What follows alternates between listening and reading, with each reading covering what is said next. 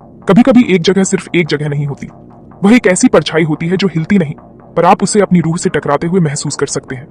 आज रात मैं आपको सरंडा के जंगल की गहराई में ले जाना चाहता हूँ। एक ऐसी जगह जो इतनी हरी भरी और शांत है कि वह ऐसी कहानियां छुपाती है जिन्हें ज्यादातर लोग भूलना ही पसंद करेंगे।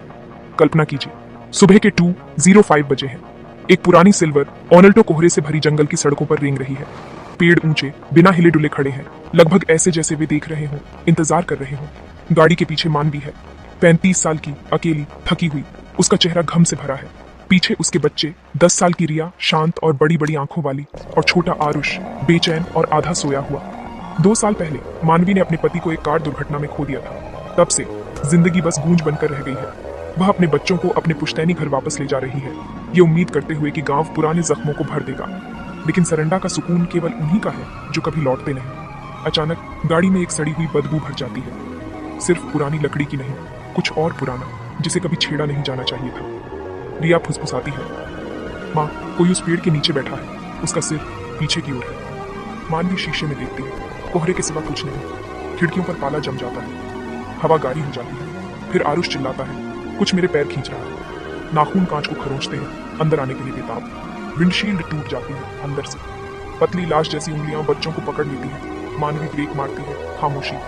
अंधेरा हेडलाइट्स को निगल जाता है और दम घुटने वाले अंधेरे में जंगल सड़क होना बंद कर देता है और कुछ और बन जाता है। मानवी नंगे पैर रात में ठोकर खाती हुई निकलती है। खून बह रहा है और सांस फूल रही है। उसका एक ही विचार है, अपने बच्चों को बचाना।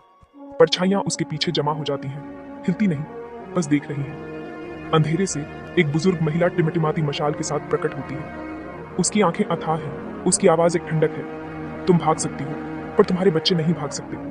यहाँ हर बच्चा उसी का है। ढाइन माई, शापित माँ।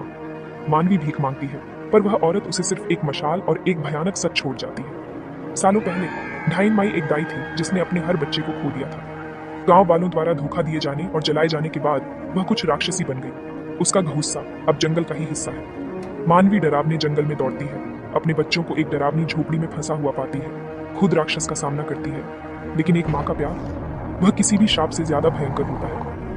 वह खुद को लपटों में झोंक देती है, अपने बच्चों को पकड़े हुए, दम घुटने वाले अंधेरे में उनकी लोरी गाती हुई। जब सुबह होती है तो गाड़ी तबाह हो चुकी होती है, लेकिन मानवी, रिया और आरुष जिंदा है। जंगल शांत है, लेकिन वे जानते हैं कि यह बस इंतजार कर रहा है अगली माँ का, अगले बेताब दिल का। क्योंकि सरंडा में कुछ परछाइयां कभी नहीं जाती।